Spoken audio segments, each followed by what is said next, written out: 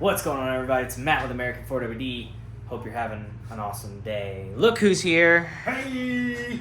Don't forget Comanche this coming Saturday. Booyah! Yes, we are going to Comanche. It's going to be awesome. They have finally officially opened the entire thing to camping, riding, whole 9 yards. You got to pay a fee now, but you got to pay to play. And you got to keep these places open, make sure they're, taken care of and everything else, and they take care of the trail. So you take care of them, they take care of us. So, hey, works out. Anywho, so we're just going to jump right in. Basically, what I'm going to do is I'm going to give a Comanche update, because a lot got done, kind of. And maybe some shop stuff after that. But anywho,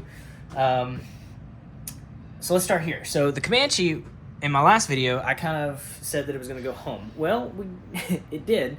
It did for about a week and a half, and I hired 2 more techs, so that's really cool. Nothing got done. I didn't really have any tools there. I really didn't have any parts there, and pretty much everything we're doing is custom, so nothing got done. So it didn't need to be at home. We brought it back here. So let's take you, first off, let's just look at the shop and go, oh my God, it's kind of clean. So when I hired my 2 new techs, they, everybody, including myself, we all pitched in and we cleaned up. And then all of a sudden it just got dirty again. So, but from what you guys see all the time, this is a lot better. In here, back to the Comanche. All right, where do we start? Oh, that's ignition key. We have the idle air control valve on. That's from Holly. We have the throttle position sensor on. That's also from Holly. We have a custom intake. We got that all installed. I do need to make a bracket to hold this guy in place because right now it's jiggly. So what I'm going to do is I'm going to make a bracket that sits right there and hooks up to the bottom of the air filter. Also on the bottom of the air filter, you probably can't see it, but we also have a air intake temp sensor. There it is. You can see it. So installed that. That's also from Holly, but of course you can get it through anybody. What else? We have our power steering pulley on. We have all that fun stuff. We have the AC finally on. So with the Dirty Dingo brackets, this uses a Sandin 508 SD7, I want to say, AC compressor. It's an 8 rib. That was just a chore to find the correct part number because they don't have it listed on their website, but we found it, and she lines up like a boss. Anywho. We got all our coolant lines tight, in place, set. We have our Moroso overflow, which I thought was really cool. We have our throttle cable linkage. This is the stock throttle cable out of a 98 Cherokee. I custom made this little bracket right here so everybody can see. Woo. I just made that little bracket, put it on the intake, and it's working great. Feels great, no issues. We also did the transmission dipstick tube. That was a kind of a pain to get in there, but it fits beautifully. Didn't have to modify it at all. We have our PCV valve, breather tubes installed. We've got a Jeep ZJ, so a Grand Cherokee, like a 95, the washer fluid bottle out of that and mounted it just like that, and it's working out. So who says you can't have luxury when you're doing some custom stuff? We finally bled the master cylinder, so we actually have fluid in there. It's a little low right now because we got to chop it off, but it is finally bled. Now we haven't bled the calipers yet, but all the lines are connected, so here, once we bleed the brakes, it will have brakes for the first time ever. We got a ignition cylinder because this one didn't have one, so that should come with keys. We also have an ignition switch. What else? Let's go over here. Anyways, batteries. The factory battery placement will not work no matter which way you go about it. It will not work because this AC compressor gets all up into it. That battery comes out to like here on that compressor. So putting a battery up here in the factory bracket is not going to happen. It's just not. Plus, putting a battery up here is kind of a pain in the buttocks. Here's my thought. The ladies here are working on this, which is a custom battery holder, skid plate / whatever. So this is what we come up with, and what we're going to do is we're going to take this guy right here, and we are going to mount the battery right here. So the front part's going to come down, back, and back up to the X brace right here, and the battery is going to sit right here, and it's going to have its own skid plate and everything. It's going to be awesome. So we're currently working on that. We have the fuel tank out because here's the thing. Jeep Comanches, only the factory fuel pump and sender, one, are probably shot in your Comanche, but number two is that fuel pump does not make enough pressure to run this, because this is like at 60 psi, somewhere around there. We have a fuel pump out of a Jeep Cherokee XJ, like 96. This should create somewhere around 70-ish psi. It's going to run to a fuel pressure regulator from Holley. We're going to mount it somewhere in that region, and so that way it can be at 60 psi and then run through one side, goes around, runs to the other, and then goes back down to the tank. So of course you have to take the tank off to clean it and make sure everything is good to go, and then also put that fuel pump on the new, or on either the old sending unit if your sending unit is useful, or if you're like mine, then your fuel sending unit is trashed and you have to get a whole new one. So this is trashed. It is beyond bad. So this is just going to be a fun little process because they don't sell these things anymore. All the ones that I found that were new are not exactly correct with the plug. They're just different in some sort of way, and I'm really concerned about having the correct level sensor. So we are currently figuring this out. There is a forum. They said use a fuel sending unit out of a same year model Cherokee, like 87 to 90 Cherokee, and then retrofit some stuff, and it works. I don't know if that is right, but we're gonna give it a shot. That's on the way. The fuel tank is a 18-gallon, and if you don't know, you can read this little sticker right there, and it shows you 18-gallon. So if you don't know on your own Comanche, you can look right there if it's the stock tank, and you can find out. So we have an 18-gallon here, and what we're gonna do is we were going to clean it, seal it, and line it, if I can get you guys in here. The problem is that the gas that's been sitting in here for God knows how long has rusted away and has made a hole. So, if I can find it again, it's either on that side or that side. Oh, there it is. So that little guy right there, woo, right there at the tip of my finger, is a hole. Poo. Now, I could take this to a guy and he could fix it, reseal it, whole 9 yards, but there's a lot of rust in there, and I don't see that. I can see patching that and fixing that and spending all that money, but there's other rust in there too. So what if another hole comes out right there? You know, it's just a big mess. So F it, I'm gonna get a whole new gas tank. Really didn't want to do that, but it's gonna happen. So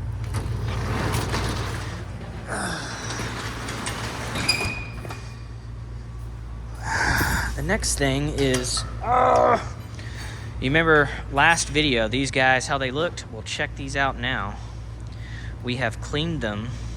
Well, we're still in the process of cleaning them, but they look so much better, and the contact points inside look really great. Not in this one. But the contact points look really nice. Like, it may have just been the bulbs that was making it look like shit. But anywho, those are looking a ton better. I got one of my techs on it, one of my new techs, and he's just cleaning them up and making sure that everything's working and blah, blah, blah. Yeah, look at that one. Like, they're really nice. So these may work. They're a little on the broken side, but that's okay. As long as they stay in there, I don't care. We've got some new bulbs. Why they're on the ground, I don't know. Oh, no. We're just going to shove that so nobody steps on it. What else? We got...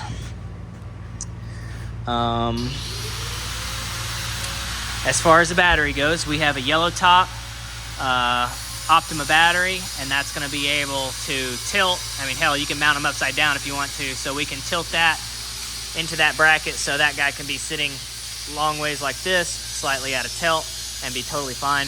Yellow top is a starting battery, and it's a deep cycle, so it should have plenty of amperages to run the truck. What else did I do? Installed a new vent tube, steam vent tube, and did the two block-off plates on the back. They look really nice. We undercoated the underneath the hood because it was needing it, and one of my new hires got that looking just fantastic.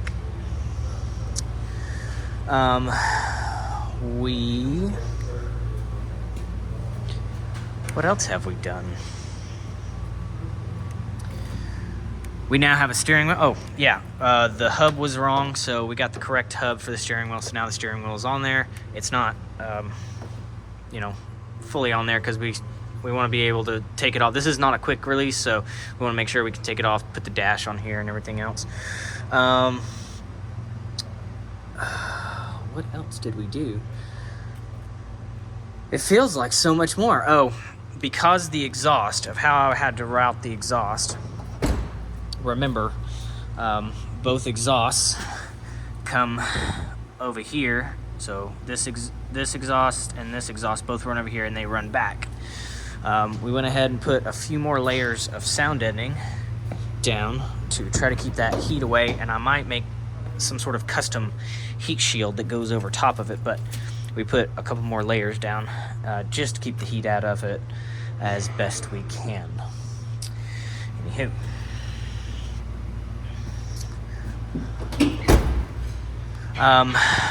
We attempted the antenna thing. That did not work. There was an old antenna off of our parts Cherokee out there, and we tried to unscrew it just to kind of... I'm not going to be running an antenna, but we tried to use it just to, fill that hole, and it would not come off. It was completely rusted solid, so we've just found this little cap, so we're just... boom. May not be the greatest look ever, but I don't know. We're just going to run it. Anyways, yep, got an air filter, everything else. I finally fixed the brake line to the master, so this line I had there, that line I didn't, so I finally got that line hooked up and everything good. Other than that, not much. It feels like so much more. It feels like so much more, but I guess that's really all we did. Oh, I'm going to show you the gas pedal. Hold on. So everybody will freak out and say, "Oh, you can't put the freaking gas cable like that." Well, let me tell you. You can hear the butterfly clicking like a dream. Anywho, we also drilled the hole for the transmission shifter. So now, once I hook the shifter up to the actual stick, now we have our hole there. So the transmission shifter is coming all the way down, and it's going to fit. We have to make a custom bracket for it because obviously Cherokee and 4L8, AW4 AW4 and then 4L80 don't mix. So we're just gonna have to make a custom bracket on the shifter cable, but it'll work out because it fits pretty freaking well. So there it is right here.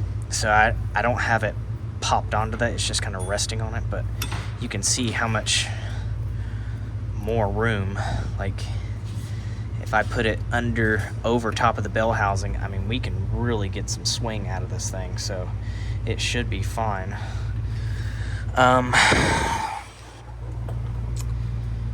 We need to undercoat all that stuff that was on top of the gas tank. We got our rock sliders in, and we got them powder coated, so they're over here. Looking sweet. We just got to get them on, and these rock sliders are from Dirtbound. They are made to, if you don't have any frame stiffeners. So if you do have frame stiffeners, they will actually poke out a little bit more, about a 1/4 inch further than they normally would. So be aware of that. We had to take all these guys off that go on the pinch seam and move them. So that was terrible. But it'll look good once they're on there. But anywho, yeah. We also, we're about to do the wiring for the wiper.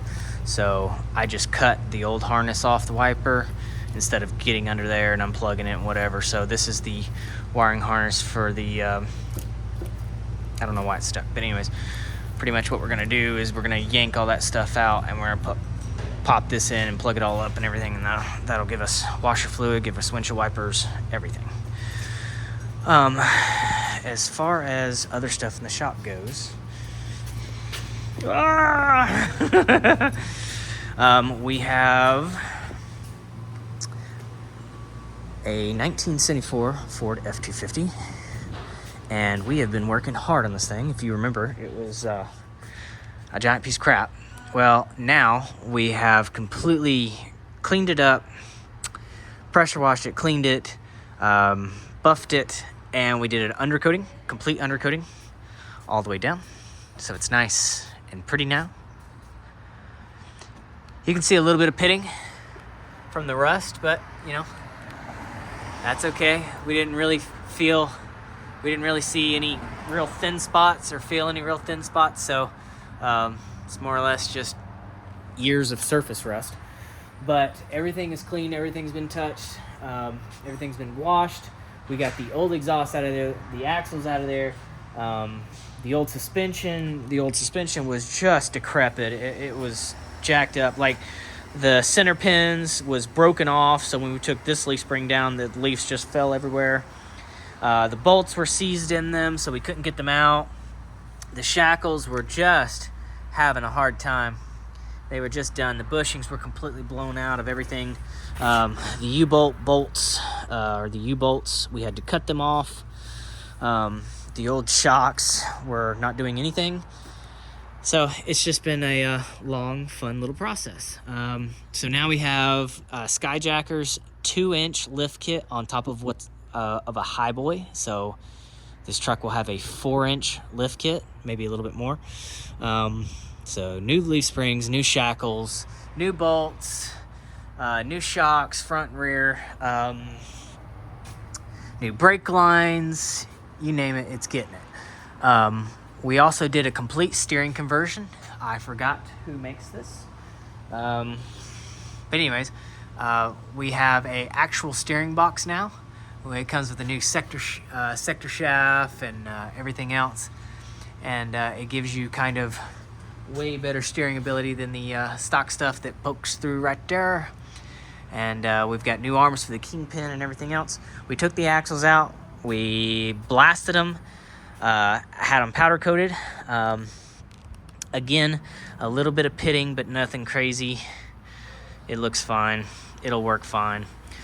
We also went ahead and did our gears. So it's got 14 gears, got brand new ring, pinion, bearings, everything. It's got everything brand new in there. And so we're getting ready here in a little bit to drop it down, to drop it on that axle, raise it back up, and just keep on rocking. The front axle, the top pin on the driver's side, there are threads on that C. Well, they were stripped out of it, so we're getting that repaired. And the other side was not looking great either. So front axle is currently getting fixed, and then we can send it to powder, and then we can get it back. So this particular leg of this truck's journey is just more or less driveline and under stuff. And then later on, after a little bit of time, we'll deal with, rebuilding the engine, rebuilding the transmission, resealing the transfer case, putting new bearings, stuff like that. But all new drive shafts, all that fun stuff. Anyways, what's going on in the parking lot? Oh, that's the fuel filler neck for the Comanche. We're getting that all painted up because it is metal, and it was looking rough. This door's locked.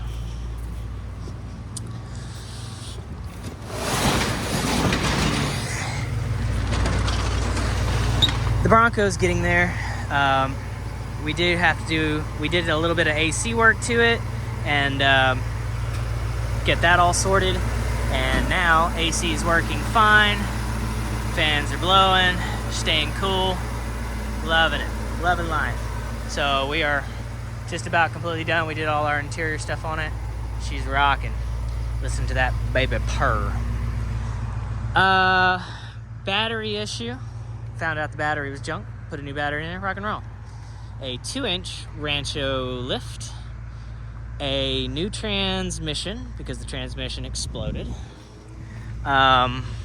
Engine because the engine exploded and sent a whole bunch of fun stuff also through the cooling system. So we're gonna have to change engine and cooling system. Something about relays and headlights flickering and brake lights not working. This is probably gonna be a new harness from Painless, or new body and engine harness probably. So yeah, that's gonna just be fun. But anyways, guys, thank you so much for staying tuned. I really can't think of anything more that we did to the Comanche. It doesn't seem like a lot, but I mean, that's been taking us days just to get that far. So I guess the big stuff's done, and so now we're on to the little stuff. And the little stuff is what takes you a long time, it's tedious, and it costs a lot of money. So anyways, guys, thank you so much. I appreciate it. You want to say anything? Peace. See you at Coleman. Comanche. Same thing. Speaking of which, Same thing. again, this weekend, I don't remember if I said it or not, but this weekend, Comanche, we are going on a ride. We'll be there Saturday. We'll meet at the Pavilion. I think it's... I want to say 9:30. Yeah. It's on our Facebook. 10 Just look o'clock, it up. 9:30, 10 o'clock. But it's going to be park time, so keep that in mind for those Central Time Zone guys and Eastern Time Zone guys. We'll be going out there all day long on a Saturday and just having a great time. Right, we're not camping. We're coming back Saturday night. Yeah, so nothing crazy. We're not going to do anything stupid because really the only vehicle that can do stupid is currently in my wife's possession, so cannot break it.